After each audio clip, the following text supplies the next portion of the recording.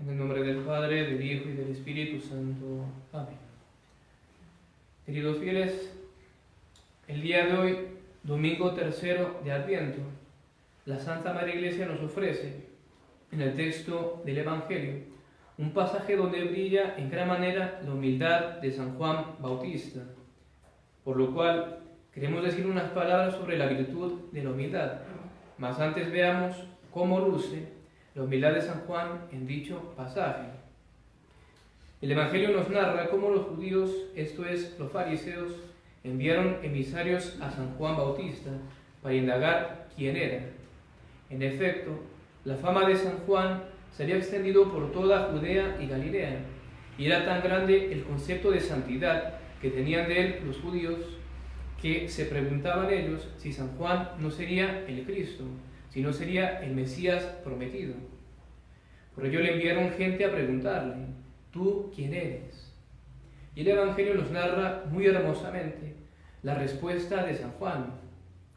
Dice el Evangelio: et confessus est, et non negabil, et confessus est, quia non sum ego Christus. Y confesó, y no negó, y confesó: yo no soy el Cristo. Y es interesante notar que no le preguntaron: ¿eres el Cristo?, sino: ¿quién eres? Dinos quién eres. Pero como San Juan sabía lo que se decía de él, y como muchos pensaban que tal vez era él el Cristo, por eso él lo niega. Dice: yo no soy el Cristo, no soy el Mesías. Él era tan solo el precursor, como él mismo ya dirá.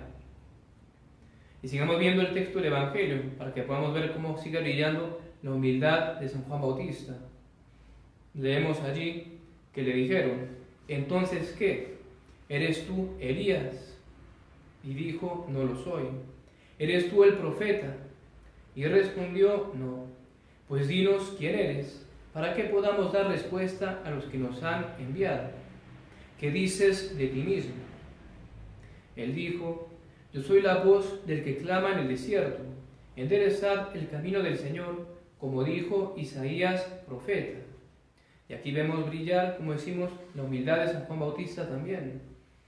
En efecto, San Juan Bautista era el precursor del Señor, el precursor de la primera venida, profeta y más que profeta, según las palabras de nuestro Señor mismo, que también dijo de él: entre los nacidos de mujer no se levantó mayor que Juan el Bautista. San Juan fue el más grande santo del Antiguo Testamento, y sin embargo, a la hora de dar razón de sí mismo, ¿qué dices de ti?, le preguntan, él se rebaja, se humilla. Soy voz del que clama en el desierto. Y esa fue toda su respuesta. San Juan les podría haber respondido: no soy el Cristo, pero soy el precursor. Soy aquel de que está escrito: he aquí que envío mi ángel ante tu faz, que aparejará tu camino delante de ti. Pero no, él se humilla a sí mismo, voz del que clama en el desierto. Y esto porque él está bien fundado en humildad. Él no venía a ensalzarse a sí mismo, simplemente a preparar el camino para Dios nuestro Señor. Asimismo, San Juan también demuestra su gran humildad después, en otras palabras que dijo, refiriéndose a nuestro Señor, a Cristo el Mesías, dice: a quien no soy digno de desatar la correa de su zapato. Insistimos, San Juan, profeta y más que profeta, el más grande santo del Antiguo Testamento. Y él usa esas palabras: no soy digno de desatar la correa de su zapato. Él se humilla, se rebaja. Digamos ahora unas palabras sobre la virtud de la humildad como tal, que tanto brilló en San Juan Bautista.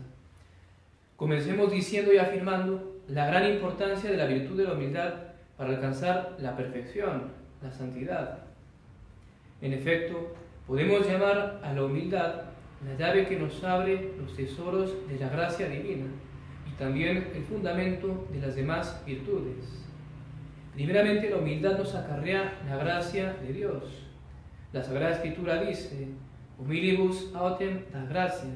Dios da su gracia a los humildes, porque Dios ve que el alma humilde no se atribuye nada a sí misma, sino que todo lo bueno que tenga, todo lo bueno que pueda hacer, lo devuelve a Dios. A Él le da la gloria de todo ello, a su Señor y Hacedor.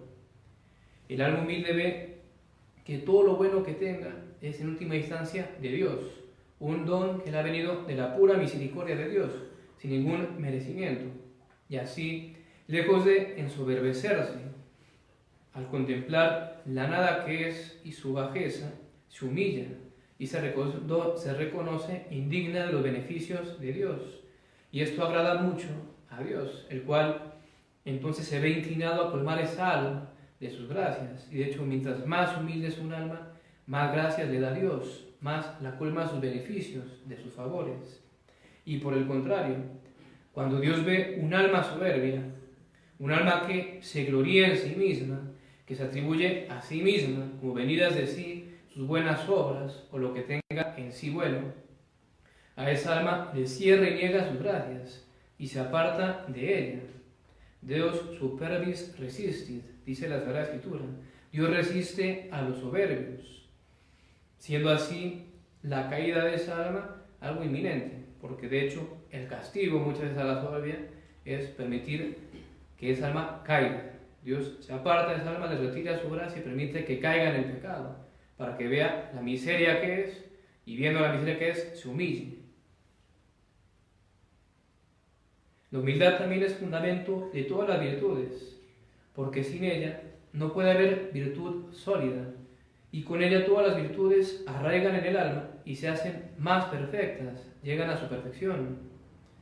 En efecto, consideremos, por ejemplo, la virtud de la fe, esa virtud teologal.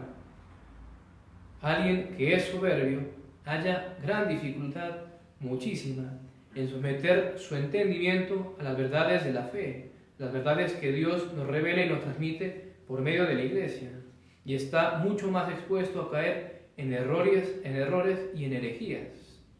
En cambio, el alma humilde fácilmente da su asentimiento a las verdades de la fe, fácilmente cree en aquello que Dios le revela, por más que no lo pueda entender, que supere sus capacidades intelectuales. También, en la virtud de la esperanza, el que es soberbio, la virtud de la esperanza también difícilmente se halla en el que es soberbio, porque el que es soberbio se fía de sí. Él no pone la esperanza en Dios, sino en sus propias fuerzas, en lo que yo puedo según lo que tengo, y decir nada, porque nosotros somos nada de nosotros mismos. En cambio, el humilde, sabiendo que de sí nada puede, sabiendo su miseria, reconociendo que necesita de Dios, pone toda su confianza en Él, y en Él se apoya, y le saca las fuerzas para seguir adelante, para vencer sus pecados, para en última instancia llevar su cruz y alcanzar la salvación. Y en cambio el soberbio, al final, como pone las fuerzas en sí mismo, y por supuesto no le sale, luego viene la tentación de la desesperación, el desánimo. Por en última instancia también eso es falta de humildad. Si no tuviera humildad, uno no se desanimaría, uno sentiría la cruz, pero uno pone toda la confianza en Dios y uno sigue adelante. Entonces muchos de esos desánimos que tal vez uno tiene, en el fondo nacen de soberbia, amor propio, porque estamos tratando de hacer las cosas por mis propias fuerzas y no, que apoyarnos en Dios. Pongamos un ejemplo más, pensemos en la virtud de la prudencia, esa virtud que regula nuestros actos, nuestras decisiones.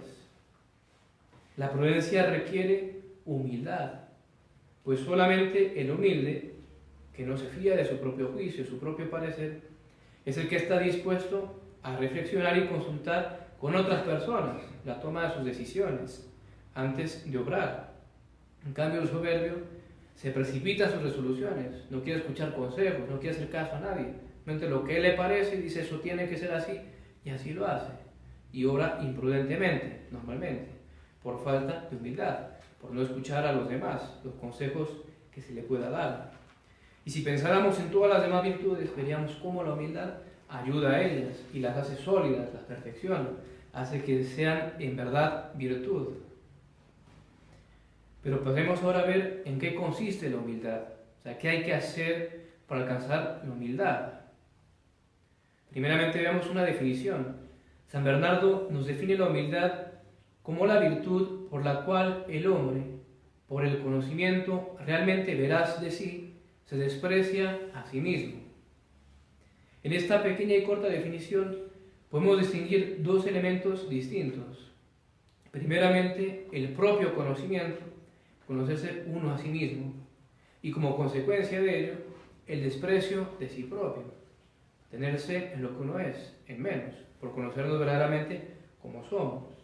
En efecto, estos dos elementos son el fundamento de la humildad, porque la humildad, para que sea verdadera y no de labios afuera, debe estar fundada, por un lado, en la verdad, es decir, en lo que somos, lo que realmente somos, no lo que nos ilusionamos que somos, lo que somos en verdad, es decir, nada.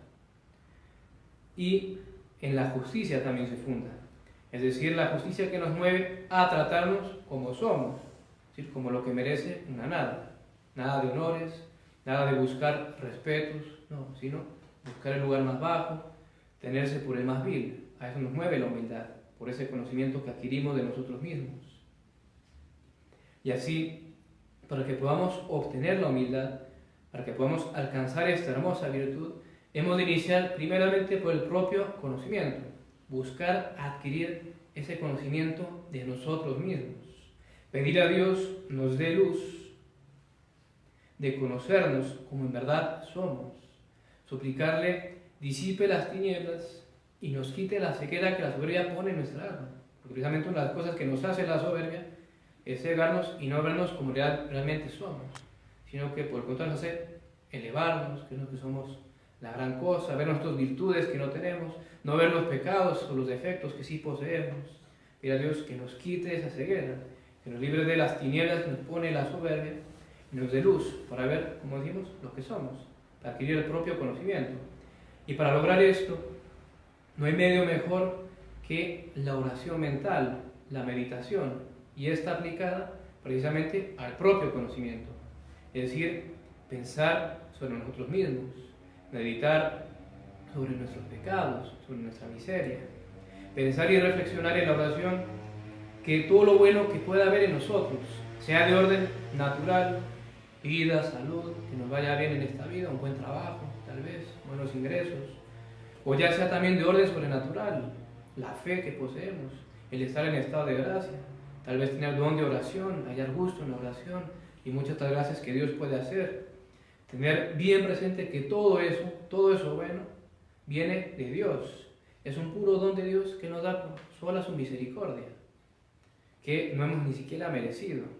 Y por el contrario, tener bien presente que lo que veamos en nosotros defectuoso, malo, pecaminoso, eso es nuestro, eso de Dios no nos viene de nuestra miseria. Y poner los ojos principalmente en eso. Asimismo, añadir a esto la reflexión sobre nuestra condición de pecadores. Pensar y recordar que en cierto sentido, de nosotros mismos, si de lo que nosotros depende, no somos sino pecado. Pensar y recordar que fuimos concebidos en pecado. Venimos a este mundo en pecado original, así fue como nacimos, hijos de ira, enemigos de Dios, hijos de maldición, con el pecado original. Y después que adquirimos el uso de razón, pensar cuántos pecados no hemos cometido, con plena advertencia y consentimiento, con toda esa malicia, sabiendo que yo ofendía a Dios cuando hacía eso. Sin embargo, lo hice. Yo sabía que perdía el cielo, merecía el infierno, que injuriaba a Dios al hacer eso, y lo hice. Y uno pensara, bueno, una sola vez, ¿no? ¿Cuántas veces? ¿Cuántos pecados? Y un solo pecado mortal que hayamos cometido, basta para que merezcamos ser humillados toda nuestra vida, para no sufrir sino humillaciones. Y uno dice, ¿qué pensar nosotros que tantos hemos cometido? Pecado tras pecado. Si tal vez nos pusiéramos a pensar en nuestra vida, veríamos que no es sino un añadir pecado sobre pecado, pecado sobre pecado. Y además también considerar, para humillarnos aún más, que tenemos dentro de nosotros la raíz de las malas inclinaciones, el fomes peccati que se llama, el fomes del pecado, todas esas malas inclinaciones, hacer pecados, a veces cosas tal vez perversas, que nomás uno sabe porque uno lo tuvo en la cabeza y tal vez no lo consintió, pero esas malas cosas inclusive perversísimas, terribles, malas, pensar eso, meditarlo Meditar todas estas cosas, en especial cuando vengan las tentaciones de soberbia. Nunca falta el pensamiento altivo, como que uno ha hecho algo, como que uno es algo ante Dios, como que uno tal vez es bueno, o por lo menos no ser el mejor, pero soy mejor del de al lado. Pensar estas cosas, pensar la miseria que somos, y aún si llevamos mucho tiempo, tal vez con la gracia de Dios, cuando no ha recaído en pecados graves, igual, todo esto da mucho para humillarse, recordar los pecados pasados, esas malas inclinaciones, aunque no les hacemos caso, igual allí están, y sirven para humillarnos. Como decimos a veces, inclinaciones a cosas perversísimas, terribles, que tal vez no queremos, pero allí está. Entonces eso es lo que somos de nosotros. Es más, tener bien presente que si no es por la gracia de Dios, por su misericordia, seguramente habríamos caído en todos los pecados posibles. Porque si Dios nos desamparara, si Dios nos abandonara a nosotros mismos, no habría fondo en ese abismo en que podríamos caer. No habría fondo. El pecado es un abismo sin fondo. Solamente cuando uno muere y ya queda así fijo y es mandado al infierno, en supuesto que uno no se convirtió ni se arrepintió, allí termina. Pero mientras está esta vida, uno sigue cayendo siempre. Entonces pensar, si no es por la pura gracia de Dios, que yo no soy el peor hombre que hizo la tierra o el peor pecador que haya existido. Y si Dios me abandonara, lo sería. Pensar esas cosas, meditarlo. Y a todos estos pensamientos y meditaciones, y ese pedir a Dios que nos dé esa gracia, porque en el fondo es una gracia, el propio conocimiento, que nos ilumine, que nos dé la gracia de conocernos. Por supuesto hay que añadir obras que ayuden a esto de adquirir la humildad. Entre otras cosas, la obediencia a nuestros superiores, aquellos que Dios ha puesto por encima de nosotros, el sacerdote o confesor, los propios padres, nuestros padrinos, profesores, etc. Cualquier persona que por uno u otro motivo esté por encima de nosotros y nos tenga autoridad, merezca nuestro respeto y nos pueda hasta mandar, obediencia. ¿Por qué? Porque el obedecer, la obediencia, implica una mortificación y una negación de nuestra voluntad propia, que vaya y nos cuesta mucho. Y eso, por supuesto, que ayuda a la humildad, porque en el fondo, ser cabeza dura y querer uno siempre que sea como yo digo e insistir, en el fondo es soberbia, puro amor propio, soberbia que en el fondo. Lo podemos barbizar de buenas razones, si es que así conviene más, pero en el fondo 99% de las veces es soberbia. Y en cambio la obediencia nos ayuda a mortificarnos en eso, nuestra voluntad propia, que tanto nos cuesta, y eso ayuda muchísimo a la humildad. Es más, siempre todos los autores espirituales dicen que obediencia y humildad son como hermanas, van juntas. El que es verdaderamente humilde tiene la virtud de la obediencia, y el que es verdaderamente obediente tiene la virtud de la humildad, van juntas. También el silencio ayuda muchísimo, aprender a callar, no hablar si no es necesario. ¿Cuántas veces hablamos si no hay ninguna necesidad? Dejar que los demás hablen si estamos en una conversación, hablar de lo que al otro interesa, no siempre creer que la conversación gira en torno a uno o sobre lo que a uno le interesa, ¿no? Sobre lo que al otro le interesa. Callar, especialmente cuando somos reprendidos. Y ojo, sea con razón o no, eso no importa para la virtud de la humildad. Lo que callemos cuando somos reprendidos. Si alguien nos reprende, callar, ofrecerlo a Dios. También si se nos humilla, callar, y no devolver lo mismo o peor, como solemos hacer. Nos insultan y tú lo eres 1000 veces más. Callar, eso ayuda a la humildad, a mortificarnos. Y si en esa ocasión somos inocentes, aceptarlo por las veces que lo merecíamos, por todos los pecados que hemos cometido, por las veces que sí nos debían de haber reprendido y no lo hicieron. Ofrecerlo a Dios, eso ayuda muchísimo a la humildad, porque evidentemente que las virtudes se adquieren al ejercitar sus actos, y qué acto de mayor humildad que callar cuando uno lo está reprendiendo, humillando, y con mayor razón si es sin motivo o fundamento. Pensar en Dios nuestro Señor Jesucristo, escupido, escarnecido y callado. También evitar singularidades o hacer cosas extraordinarias, porque eso, por supuesto, no ayuda a la humildad. En general, manejarnos con lo que es la costumbre normal, por expresarme así, entre todos. Por poner un ejemplo, si todo el mundo suele expresarse nomás arrodillado y bueno, ahí con cierta devoción, uno no andarse poniendo con manos en cruz frente a todo el mundo, no hacer cosas singulares, extraordinarias, porque es casi imposible que en ello no vaya inmiscuido algo de vanidad, algo de soberbia. Claro, yo pongo los brazos en cruz y el resto no. O yo me postro en el piso y beso el piso y los demás no. muy fácil se nos mezcla. El demonio, que es tan sutil, nos lo pone bajo apariencia de bien, ¿no? Hacerlo hasta por humildad, empezar el piso por humildad. Sí, si quieres hacerlo, pero en tu habitación, donde nadie te ve y solamente te ve Dios.